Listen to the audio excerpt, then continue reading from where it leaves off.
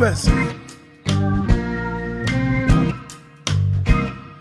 I won't let nothing.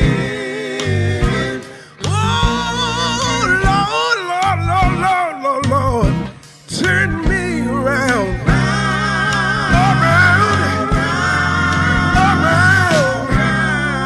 Around. Good God Almighty. See, I don't know about you right now, but every time I sing this song right here, something get all over me. Yes, it does right now. I have to let the whole world know about it. Yes, I do. Have you ever been burdened? Have you ever been lonely? But if you stay on the King's Highway, Lord have mercy, you won't have to worry about it, no, no. Believe I want to say it again just one more time. I won't let nothing.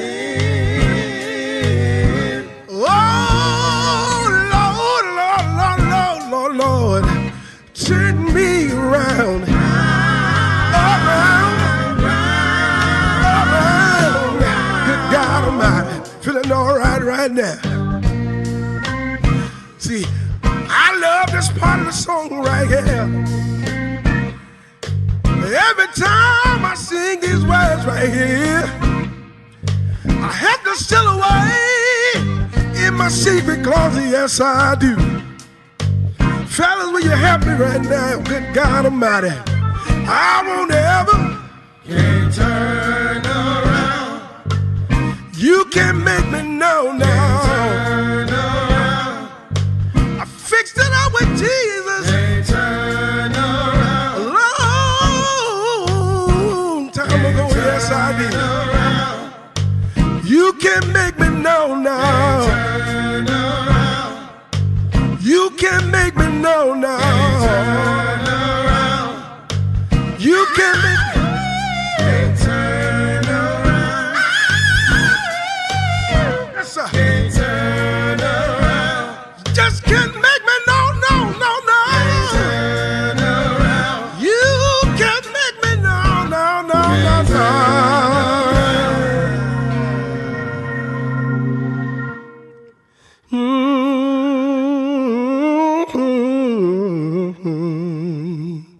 Can't turn around. Fixed it up with Jesus. Can't turn around. Said I fixed it up with Jesus. Can't turn around.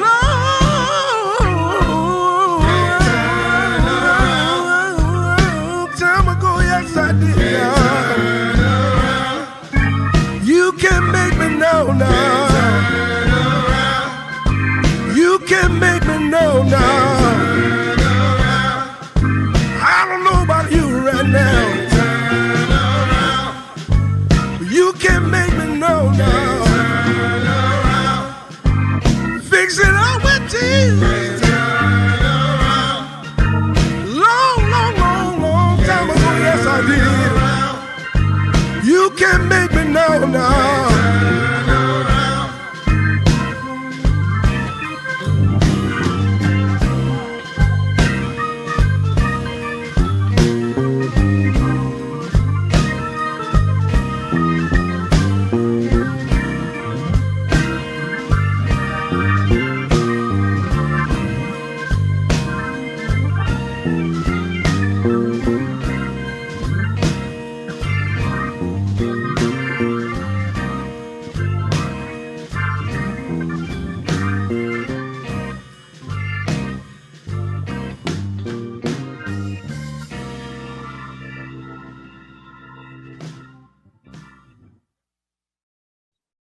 So I think a lot of people maybe have a definition of folklore in their minds, or ideas, thoughts that come to mind when they think of the word folklore. Going around to starting with you again, Katy, would you tell us what, when did you first hear that word folklore? What did it mean to you? And what was sort of your process of coming to understand what folklore or folk life, maybe we can differentiate, is? And then I would love to just sort of get everybody to speak a little bit about, what drew you into this field professionally. So I think I first heard the term folk life, and actually it wasn't heard, I read it on a trailer from the Smithsonian Folklife Festival that was parked on the National Mall in Washington, D.C. I grew up, I'm the daughter of a diplomat, so I grew up moving internationally, but we would always spend, even if we were serving overseas, a couple weeks in the DC area to see family and during the summer. And the Smithsonian Folklife Festival has been happening on the National Mall over the 4th of July for decades. And I thought those trailers were pretty cool. And I thought the event itself was just sort of the best. I remember seeing some Scottish tartan plaid and learning about its origins. And then another year I remember a camel on the mall. And I think coming from, being a kid overseas where with my parents, we would spend our weekends kind of exploring and meeting people and asking questions and understanding the culture we were living in, it felt really natural to me. So when I went to college, I was studying art history, but sort of towards the end of my undergraduate time, I found that you could take courses in folklore and folk art, and I felt at home there because the research interests I had in art history were always kind of on the margins. I was interested in looking at weavings or batik or contemporary Aboriginal art in Australia that draws a lot from cultural studies and anthropology as well. And so when I studied art history as a undergraduate and worked in DC at the Textile Museum for about 4 years in the communications department, and loved that role because I felt like I was kind of an ambassador to the collection and to the curators who held this really specialized knowledge about historical textiles used in the everyday of, cultures mostly across Asia and the Americas. And kind of just, I remember actually calling Emily Hilliard before going into the UNC folklore program to talk to her about it. And I remember her very clearly telling me, the job you have now would be pretty good to get after this program. So I did it mostly because I just really wanted to earn a master's, and through actually interning at the Folklife Festival in DC, right after college, made some connections to UNC and just kind of took the jump and did it. So this is my first position as a full-time folklorist, and it's a little bit of an identity shift, but I'm so humbled and excited to figure out how to serve this field now that I can do it all week long. Tim, would you tell us sort of your journey into this field and what folk life is to you? Okay, I guess I brought up in the Northeast, and we were so affected by the folk revival. My dad and mom went to Brandeis and Lead Belly and Pete Seeger came to their classes. So I grew up with like a typical Northeast folky house, and knew who Alan Lomax was and Woody Guthrie is entrenched in that stuff. And then the readings of Zora Neale Hurston as a kid, what to me was like, just if that was a folklorist, I was like, this is really something, and my journey, I just, was invited by David Holt to go to Warren Wilson College and work in the Appalachian Music Crew. And I spent 5 years in Kenya studying music. And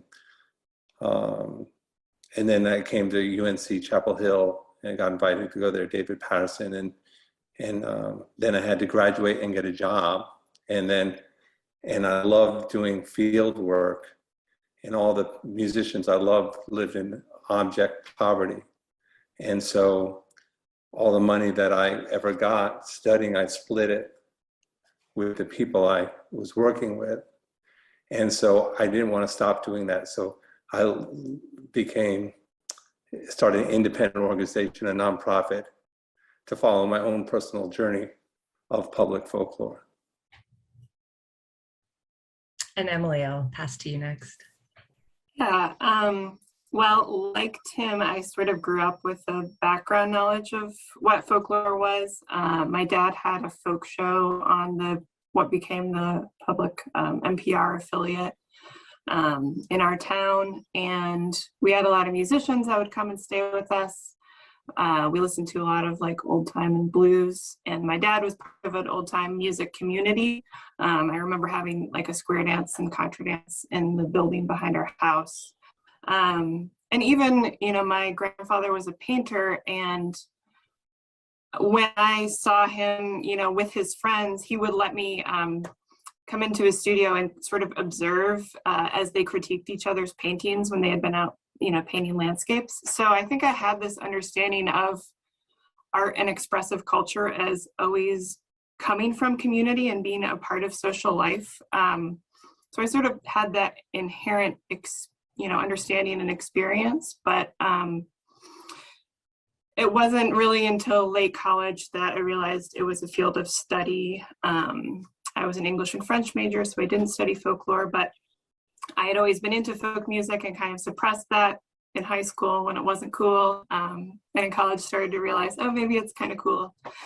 And then I moved to Vermont and was working in sustainable agriculture, and just realized that all the books I was checking out from the library were folk related, music related. I was playing in an old time band.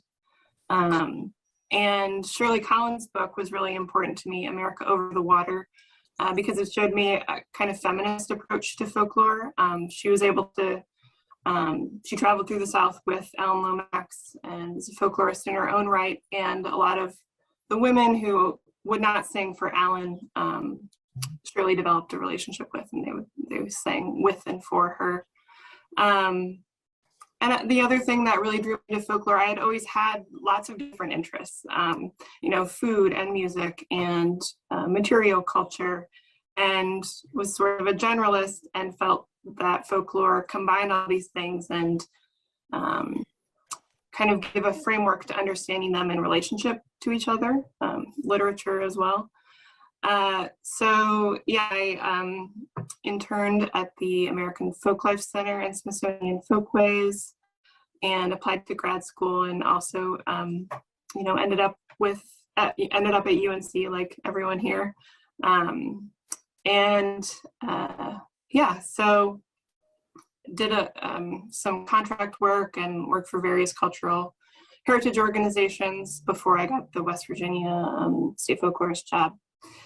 And I'll just stop there before I keep going on too much. For myself, I think I had maybe a sort of similar experience, Emily, where I didn't have the language to describe or understand what existed in my life that was valuable to me as folk life. And my education was a process of sort of drawing closer and closer to this core thing that really meant the most to me. And I started out, in high school, very interested in English and social studies and history, and then sort of realized, well, it's not really sort of the big course of events I'm interested in, but it's how did people experience living through those events? And then that led me to become an anthropology major in college.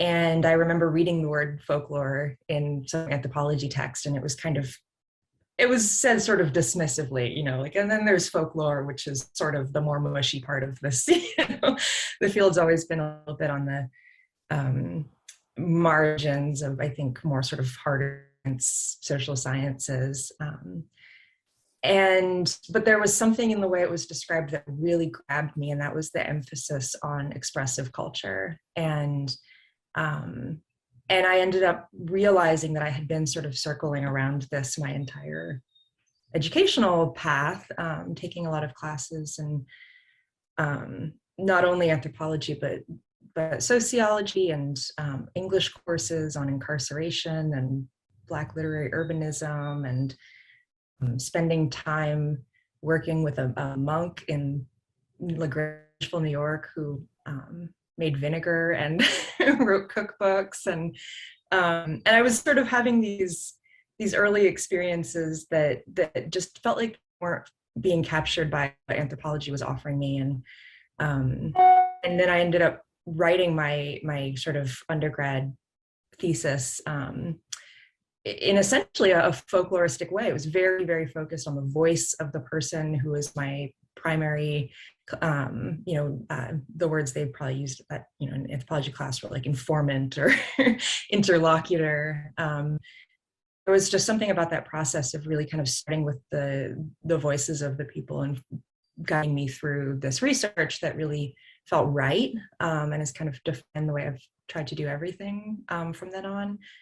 And the more I read about the field of folk life, the more I understood that this was like a whole way of looking at the things that actually had mattered the most to me. Like I grew up in New York City, and you have access to these major world-class cultural institutions, and those were extremely valuable. But it was the folk life that made me feel like I had a sense of place. It was dancers on the subway and the icy lady on the corner and street fairs and religious processionals just suddenly coming down the street. And that I was just starting to think differently about like, where does culture come from? And what are the things that actually make me feel like I belong somewhere, like I'm from somewhere, like I was, it got a sense of values and relationships, and then all of these other sort of dynamics in my life started to make sense more. Like my father, when I was very young, was a Presbyterian minister, but his whole sort of experience in the church was very connected to his experience with like labor organizing and tenant advocacy, and the whole fact of working in a religious setting for him was also one of working in a social organizing setting. And these things started to kind of make more sense to me now that, these cultural practices that we have, these belief systems, these expressive practices, like they are beautiful, but they're also the glue that ties us together and helps us understand how to live together, helps us solve problems, helps us kind of navigate where we came from and where we're going. And when I'd sort of discovered that they would let you go to school and study this, it was like the clouds parted. I was like, oh my God, this is it. This is absolutely it. I don't have to, go do some research abroad before I'm allowed to come back and be interested in America. And so then that's how I ended up coming down to North Carolina through the UNC program. And my first job out of grad school was with Music Maker, and I was working with programs and writing a lot and some educational projects, and got involved with the work around Freeman Vines, whose guitars are behind Tim and his shot, and then ended up being able to work for the State Arts Council, and eventually taking over the folklife director job from Sally Peterson, who was our previous state folklorist. And the most sort of, I think, special thing about this specific job for me is that it allows me to be looking at the entire state all at the same time. And like Emily said, I am sort of I'm a generalist. My world is not just music or material culture or storytelling or belief. These things are all very important to me. But these are kind of unique jobs that let you learn a lot about a lot of people and try to support and resource a lot of people. And it just like, there's no better way to sort of like get to know a place or to live in a place than to have some kind of folkloristic lens on it. So I feel very, lucky for that. There's a couple questions that I think kind of relate to each other, and I might kind of flip their order. Where is the field of folklore today compared to maybe where it had been in the past as you experience it? And where do you see it going in the future? And why does it remain relevant and important, either, from the point of view of a practitioner, a culture keeper, or from the point of view of a culture worker working to support folk life? And Emily, I might start with you on this one. Yeah, well, there is kind of complicated past of the field, I would say, just like with anthropology. But I think today there is more of a focus on equity and collaboration rather than a top-down kind of hierarchical approach. I think folklore was, when that term was initially coined, it was intended to describe popular antiquities. And that's something I think we kind of push back against now, actually. I think, collaborative ethnography has been a really guiding light for me, where the approach, rather than what Zoe referred to as like informant or interlocutor, we think of the people that we work with as our collaborators, and we come to conversations and interviews as experts in our own experience, both parties, and both parties are shaping the conversation as we go along. So that includes a lot of like really deep listening about what people want to talk about and where conversations are going and needs are, and then also sharing anything you're writing about those conversations or putting out in the world with the people you're collaborating with. And sometimes there's differences of opinion, and you find ways for those two differences to sit side by side, or you come to a compromise. But that ensures that everyone feels positively about how they're being represented in the world. And I think that is that's a very different approach to journalism, and where there's you need to be neutral and not have bias, and in a way, like, you can think of collaborative ethnography as a type of fact checking, even to make sure that you're getting it right as you do this work, and you're creating archives or writing or putting out albums or whatever it is that you do. I think where folklore is headed, or where I would like to see it head, is with more of a future-minded approach. I think it's kind of like flipping on the head the idea of popular antiquities or these relics from the past. I think folklore and expressive culture has a primary role to play in how we are shaping the future. There's a quote that by G.A. Cohen that I really like. It's something like, unless we write recipes for future kitchens, how do we expect to get food we will like? So I think we need to think about what are those recipes for future kitchens, and that's not just how will our folk life endure into the future, but how are communities' needs being met so they can have self-determination over how they would like to see their traditions evolve and shape the future. And I think that's something that Tim has done some great work with, just providing for artists basic needs, paying rent, making sure they have health insurance. Because if you don't have those basic needs met, you can't, practice your art form. And so I think that is a direction we need to think about more. And, we just had another IPCC report come out over climate change. Basically, we have 3 years to, really turn this around and reduce emissions by 50%. And we have to be thinking about, like, what are the imperatives for the field of folklore in this climate crisis and in a changing world? How will people think about, probably there will be, there already are climate refugees, a lot of climate migration. So how will those traditions be shaped by those movements and disasters? And how can we think about communities that have experienced those environmental disruptions they have developed strategies for coping and for surviving and sustaining and living and celebrating. And we need to think about what we could learn from those communities who have already developed strategies. Yeah, I know another thing I think about climate, or as we think about it, a future that is contested, maybe that draws more attention to when we just sit with someone and listen to them.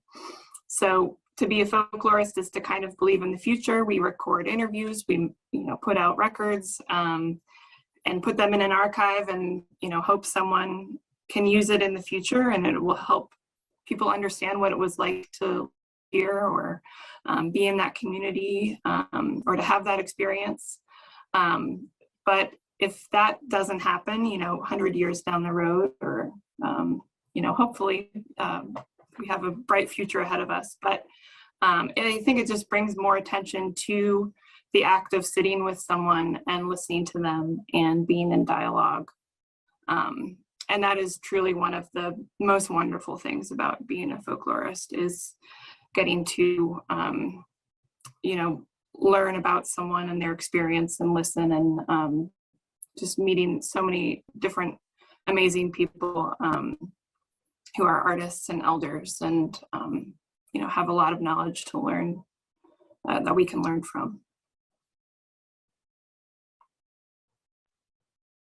Yeah, I think our kind of mainstream culture encourages us to be extremely individualist, and the study of folklife, but also the practice and the keeping of folklife, is all our relationships and our interdependence, and how what one person does reflects a larger story beyond just them as an individual, and how our styles and choice aesthetics and our art and our culture come out of shared experience, and reflect the way we navigate our relationships. And that is, I think, such an essential thing for kind of our shared survival in the future, because I don't really see how we're going to navigate the global challenges ahead of us without developing a better sense of our interconnectedness and our responsibilities to each other. And I think a lot of people who practice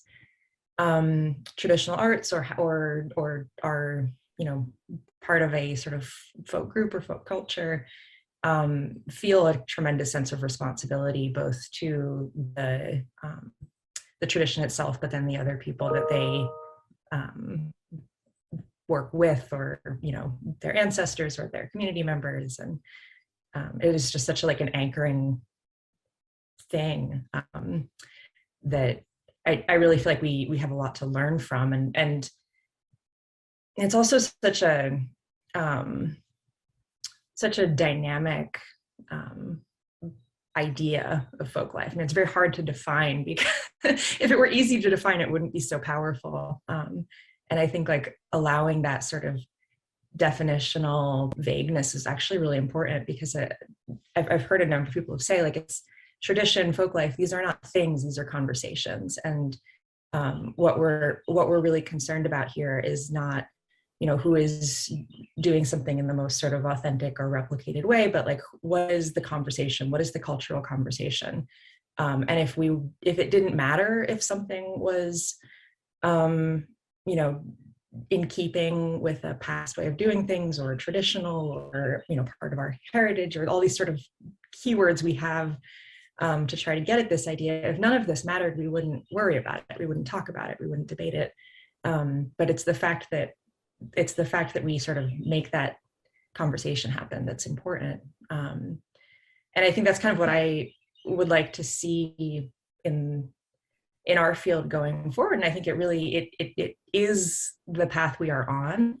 I think is kind of growing more and more intrigued by the discussion, intrigued by the conversation around sort of what are our traditions, what is our way of sort of being in the world, of understanding a good life or an ethical life, or our right way of being in relationship with each other. and less about sort of an older view of folk life and traditional arts, which I think really framed the practitioner as kind of unconsciously doing what they do. That true folk life, or the most sort of authentic traditions, are done without even thinking about them. They're just they just emerge from our way of being. And I think that is true, but also folk life is always shifting and responding to our changing social and economic times and pressures. And, we don't live in multi-generational families as much anymore. There's much more geographic mobility. The internet has completely changed the way that we relate to each other. A lot has been broken and disrupted, but then new relationships have been forged. And I think more than ever, this field is embracing the fact that actually folk life is something that can be very intentionally engaged with and very intentionally mobilized, as Emily was beautifully describing, to kind of to find sort of social strategies and cultural strategies for togetherness or survival, or however you want to replace that. And so we work more and more with people who are having to very intentionally go out and say, like, well, what is my culture? What is the thing that bonds us together? And creating traditions out of what is still accessible from the past, but also out of what is needed in the moment to make it into the future. I think about, the history of powwow culture, or like the whole Black banjo reclamation movement going on right now. Like, these are very intentional, very conscious cultural actions. And so folk life is both, it's both our sort of day-to-day lived experience, the things that just kind of emerge out of who we are together, but then it's also this incredible resource for us to sort of use and think about. And I think the field has been on for many years, but continues to be on a path of thinking less about sort of like, how do we document this or capture this or bottle this or write this down before it dies, and more, how do we work with and resource and connect people who are interested in the question of who are we and what is our folk life, and how does that sort of serve our needs. Katy or Tim, so whoever would like to jump into that, if you would. I'll jump in, because the way you ended was very much what I've been thinking about and listening to you both, is that, if the most problematic early folklore was focused on collecting and freezing in time and, going into a holler and never returning, and holding no accountability to the folks that shared their expression with you, I think we've completely turned that around, in part because the world has changed so much. And the most obvious change is things you've referenced, which is there are a million ways you can self-represent yourself, not only within your family and community, but totally, beyond. And I think that more and more, what I get excited about in the potential of my role is, helping people see the power in what this young woman, Cecilia Polanco, who runs So Good Pupusas out of the Triangle, calls her own cultural capital, her heritage that, allows her to differentiate what she offers to the world because of her specific circumstances and family background. So we're thinking more and more about ways to sort of inspire individuals and communities to own and tell their own stories, and what are the resources needed to encourage that. And, I think about that, especially in the South, where historically it's been mostly Black and white, but since the 80s, and of course, some communities earlier than the 80s too, but we've had a lot of immigrants from different cultures come and settle here, and now it's the sort of second, third generation of the first folks who came, and it's a really powerful thing to help facilitate, you know, those young people in asking their parents questions about, you know, why do we still eat like, you know, you did in Burma, or tell me about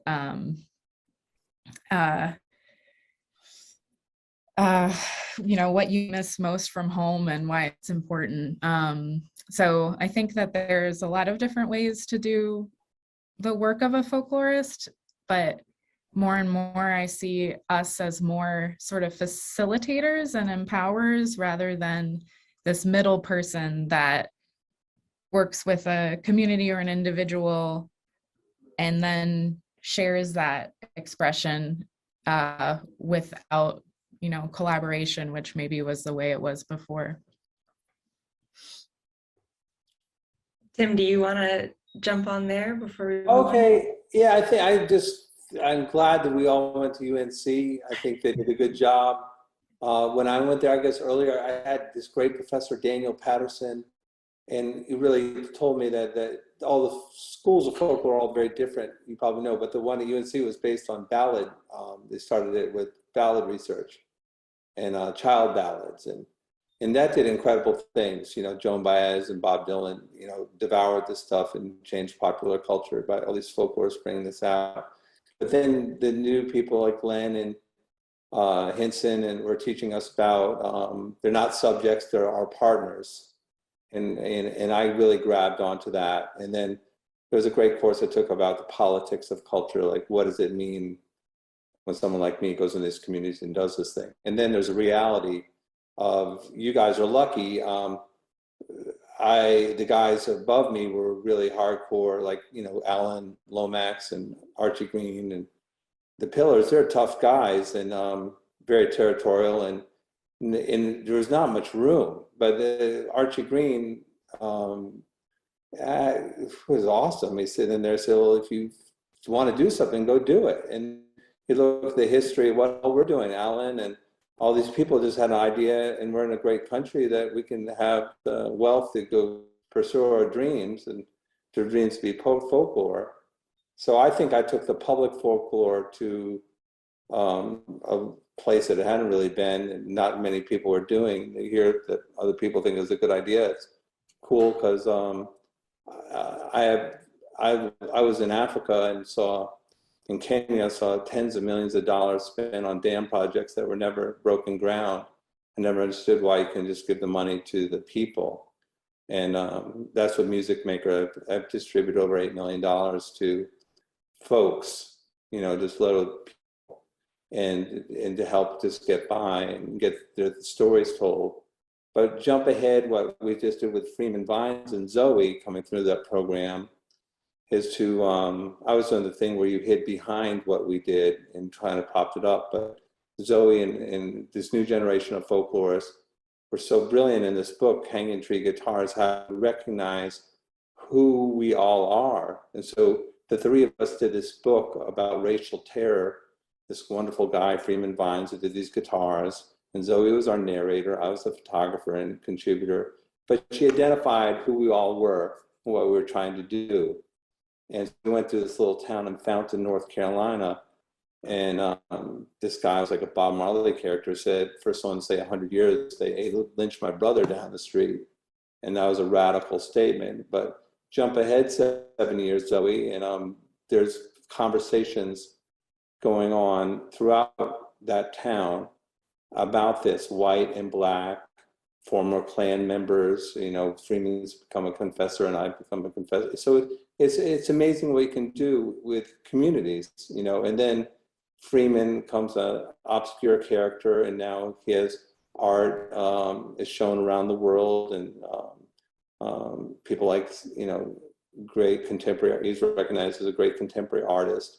So I think times have changed a lot, and I think going ahead, we all have to recognize who people are, because they're in my field, because there's so many different fields, but in my field, if you can identify, like when I met Rhiannon Giddens in a cow field, when I went to school, we all taught at Warren Wilson that banjo was a black instrument, and when Alan Lomax would say that, the white hillbillies in town would storm out of the room and be a big fuss, and it was a very insulting thing for Alan to say.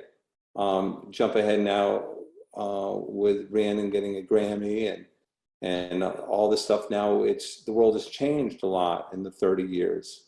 It's not offensive for a black person to say they own a banjo. That was the work of folklorists doing that work. And so we mentioned the Spanish community, all communities coming to this, like with this great state of North Carolina, there's so many communities around the world. If we don't know who our neighbors are, how are we going to grow as a nation? And we might miss out on something, might be bringing something very exciting, and don't you want to be a part of it? When I came to North Carolina, there was hardly any good food, and then Mexican restaurants came up, was the cheesy gloppy stuff. And now, then you go to California and get a little better, some better Mexican food. I just came back from California, and we have better Mexican food, more like Mexico City in Durham than they do in San Diego and LA.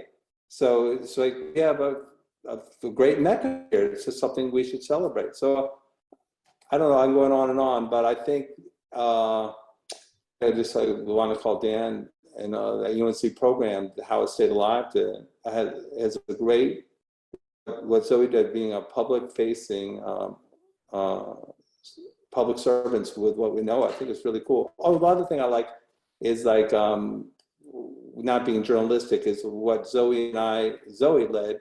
We believed Freeman, and there was no way to fact check these stories. And we published a book, and now I'm having the most ardent Klansmen and daughters of the people that murdered this guy. And proud, it's kind of weird that we got the facts right. But at least, Freeman was right. So you have to believe, these songs just don't come from nowhere. John Henry, these great songs, they're invented by geniuses. Some person wrote, John Henry was a steel driving man. Some guy wrote that song. We don't know who it was, but he was a genius. And look, and that song's still going on. And so when you see geniuses amongst us, it's our job, I think all of us are doing it in different ways, to bring some light to them so our world can be a better place.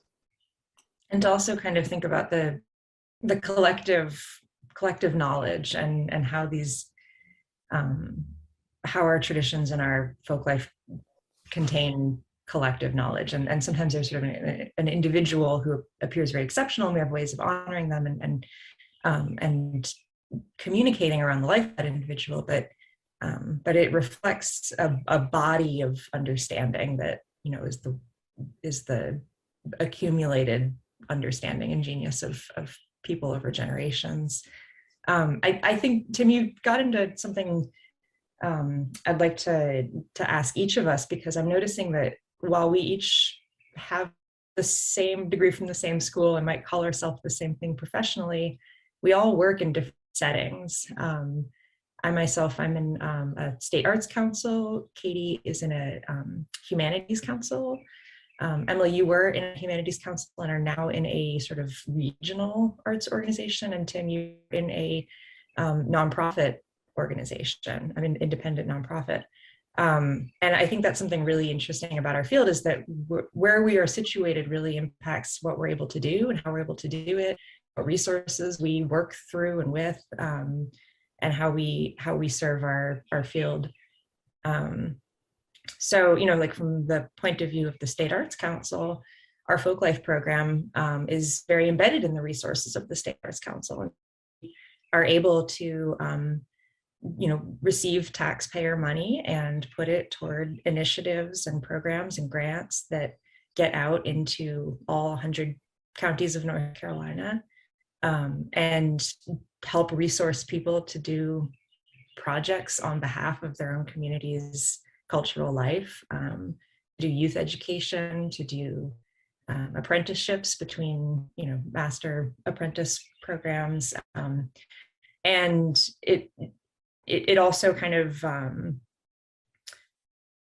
helps the folklife funding in our state sort of run through a really incredible network of local arts councils and arts organizations and community organizations. And so that's sort of some context about how, from the public sector side, that's sort of how that field gets supported in a state arts council. I'm wondering if others of you could sort of reflect on how the place where you're situated affects the nature of your work. Oh, I would say when I get to do the work, that's the fun part. You know, I have to raise $1 million with a small staff every year, so I'm a fundraiser.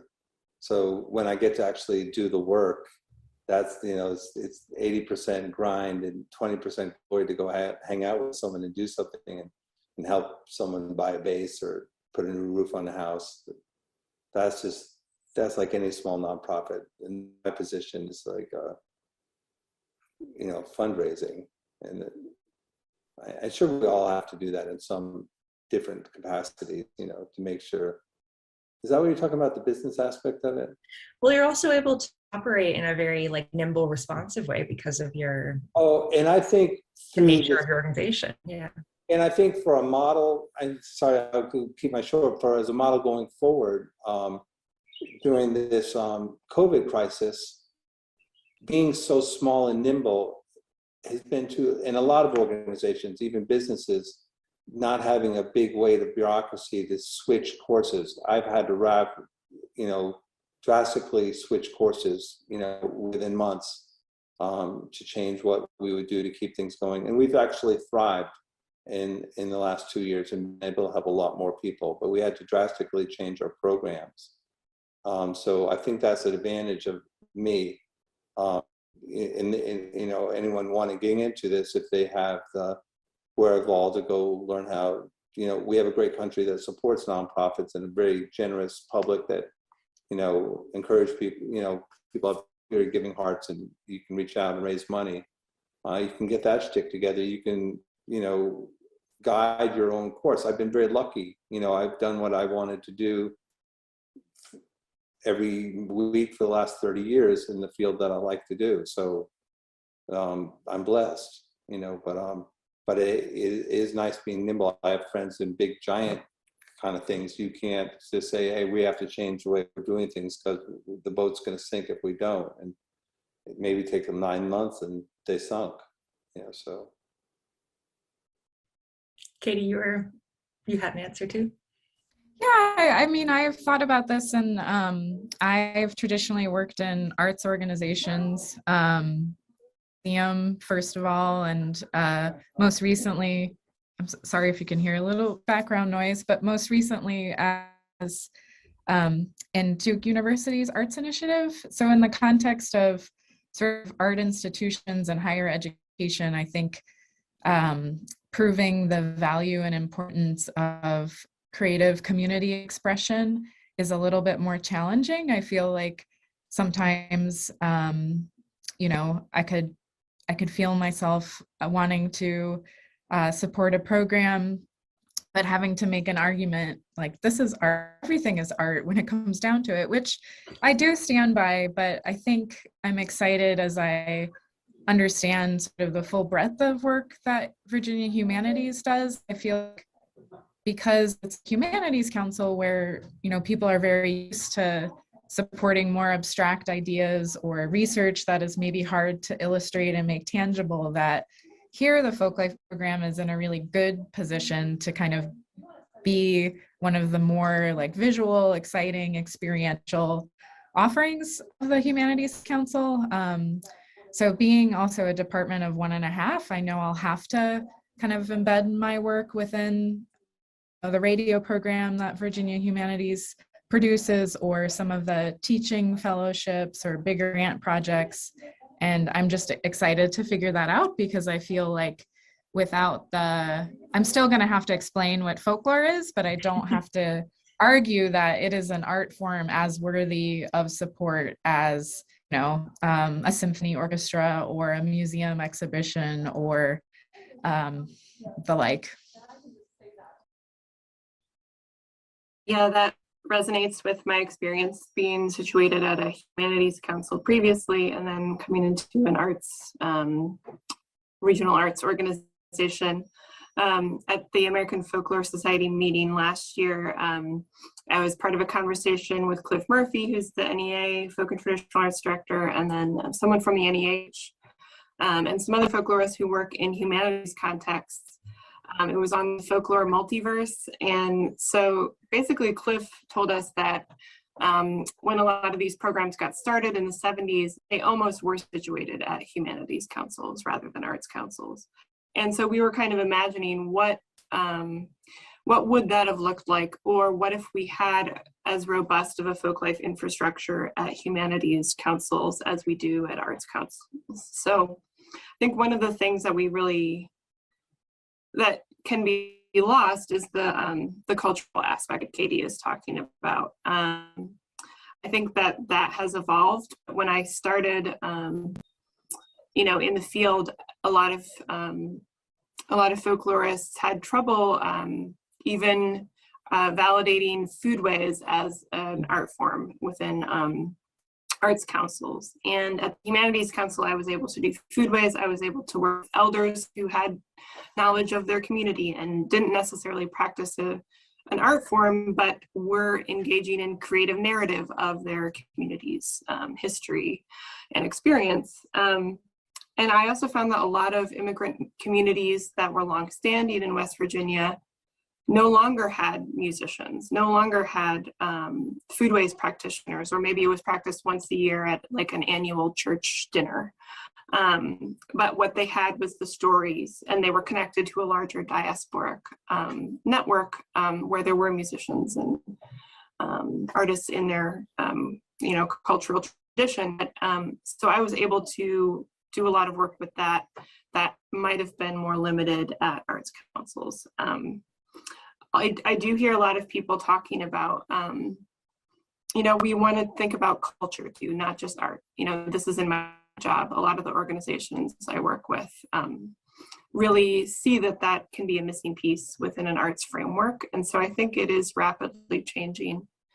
Another thing that was really wonderful about the state folklorist position in West Virginia is we could be very responsive to folklore as it was happening. So when the West Virginia teacher strike happened about 2 blocks away from my office, I went and I just interviewed people who had created signs, who were singing songs, who had made t-shirts.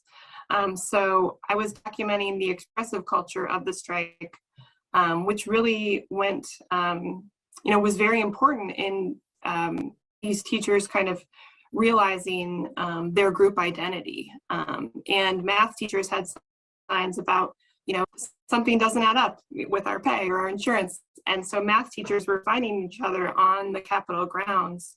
And they formed networks across the state of math teachers, and how they found each other through expressive culture. So I think that's really exciting about some of the arts infrastructure. We can be really responsive.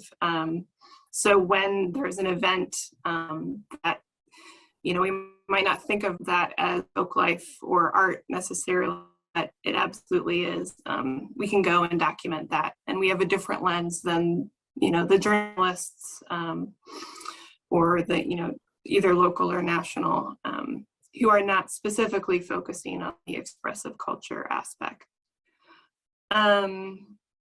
Another thing, I think just as a sort of experiment or thought exercise, what if we did have a National Heritage Fellowship from the Humanities Council or Humanities side of things too? For instance, there has never been a foodways practitioner that has been awarded a National Heritage Fellowship at the NEA because it is so hard to make a case for that within an arts framework of being an art form. But I think, seeing more opportunities where folklorists can be embedded, museums with community organizations, activists, parks and rec departments, there's a lot of opportunities where we could infiltrate, I guess.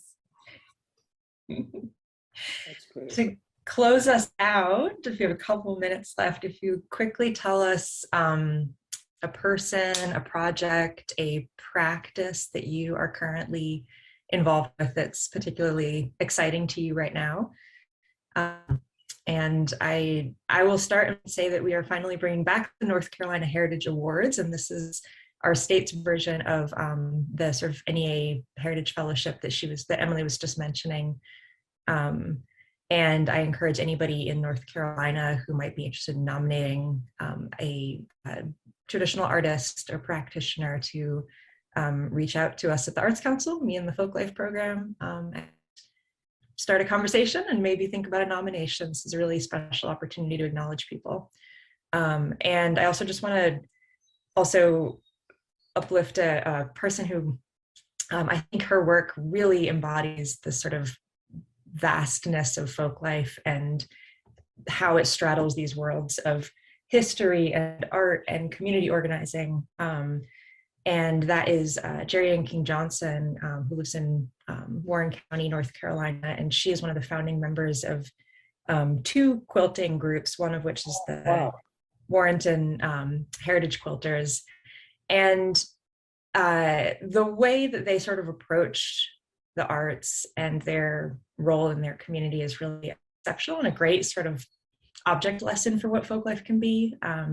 Because not only do the quilters quilt together and teach young people how to quilt and work in collaboration with their libraries and their schools, but they also take their local history extremely seriously and do bus tours for teachers in the local school system who are usually coming in from, Teach for America programs from out of town. And they drive them around and introduce them to the history and heritage of Warren County and explain to them the important legacies that their students inherit as children of Warren County, including that Warren County was the site of the very first cross-racial environmental justice movement. And has deep connections with the Gee's Bend quilters historically. And they talk about ecology, and they talk about farming, and they talk about food justice, and they talk about renewable energy, and then reflect those ideas as quilters and teach kids how to think about the kind of humanities of their lives and their communities, and then reflect that through the arts. So that's somebody whose work is just constantly inspiring to me. Now, whoever wants to go next, I'll just let you jump in. Tim, do you want to go?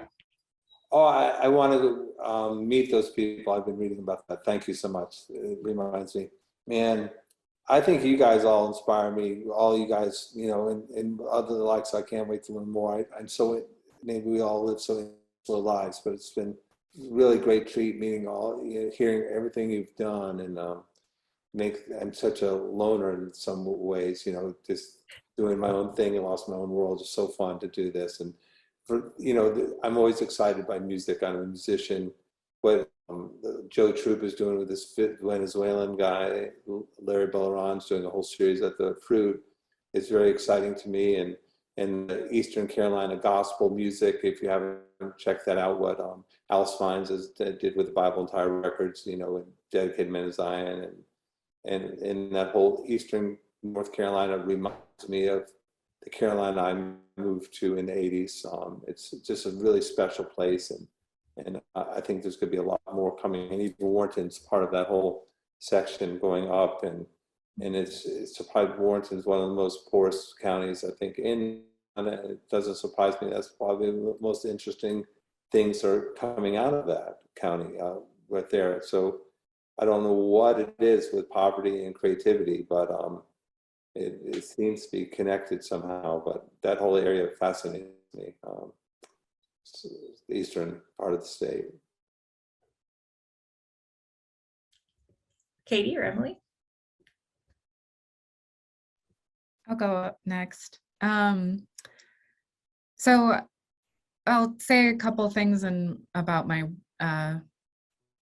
position with Virginia Humanities before sharing what I've been getting into on the side, which now I hope to integrate into this work.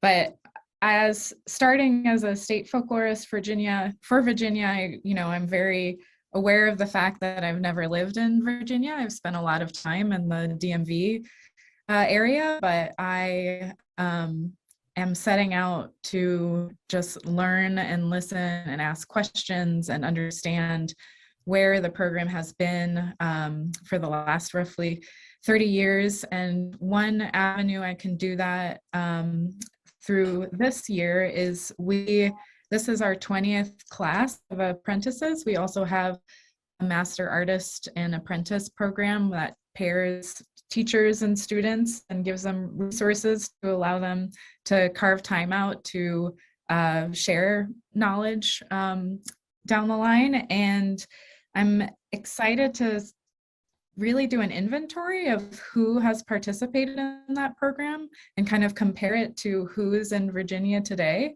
to shape what programs we need to build in the future to serve those folks that maybe we haven't worked with before, and also to identify some really valuable new fieldwork opportunities. And on the side, I also think there's something really valuable in spending some time on the occupational folklore side and honoring trades and these really niche skill sets that aren't necessarily lauded as something, as valuable a profession as if you just sort of go down the usual route of college and other positions. But repair professionals are experts in their own right. They're really interesting community constellation points. No matter who you are, if you have something broken that needs to be fixed, you'll identify the person who's probably best at it in your community and go engage with them. They also sort of have a natural apprenticeship system where you share skills on the job with younger people.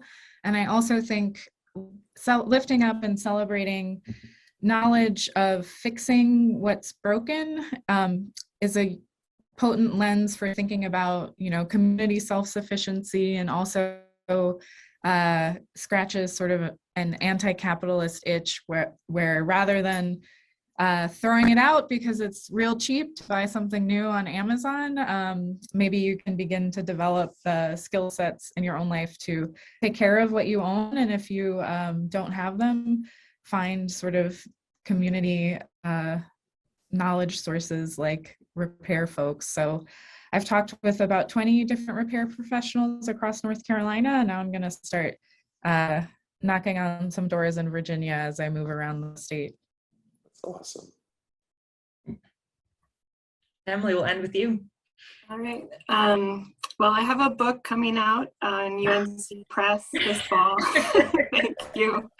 It's called Making Our Future, Visionary Folklore and Everyday Culture in Appalachia. And it's based on my fieldwork in West Virginia, and then looks at that kind of visionary lens, a future-focused framework for folklore, and how we can work with communities to imagine and create sustainable futures. So that's mostly done. So it's not really in progress. Just have to do the proofreading. But something that is in the works, I am working on an Archie Green fellowship this year, similar to Katy's repair professional project with the American Folklife Center. And that is on rural mail carriers in Central Appalachia.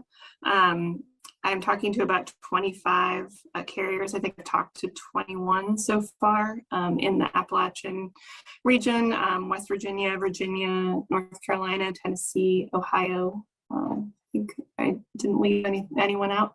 And it's really focused on their experience on the job, the tensions they experience in the Postal Service of whether it's a service or a business, and really the care work that they provide for rural communities, because they know when mail piles up in a mailbox to go check, knock on the door and check on the elderly person that lives there, or lots of stories about people who have fallen or driven to a ditch and the mail carrier is kind of a frontline responder to these things that happen in rural communities.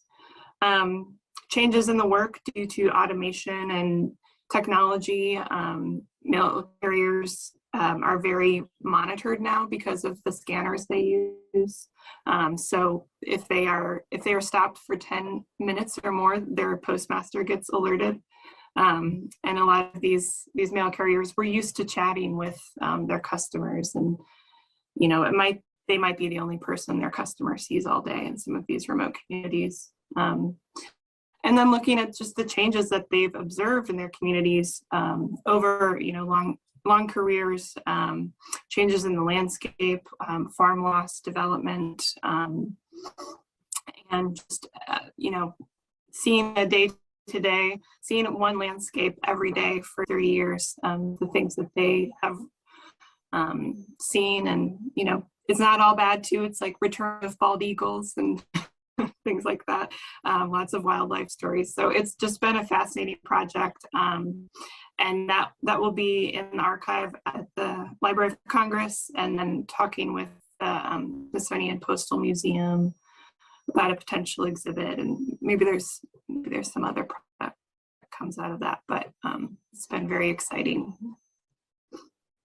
I love everything that happens through the Archie Green Fellowship. I mean, I think it's just some of our most creative work as folklorists, because it really helps outside of our mental boundaries of where the arts are, or where expressive culture is, or what folk life means. And I think occupational life is like a really great way to help people understand also the sort of reality of folk life in anybody's lived experience. This is not this special thing that just some people have.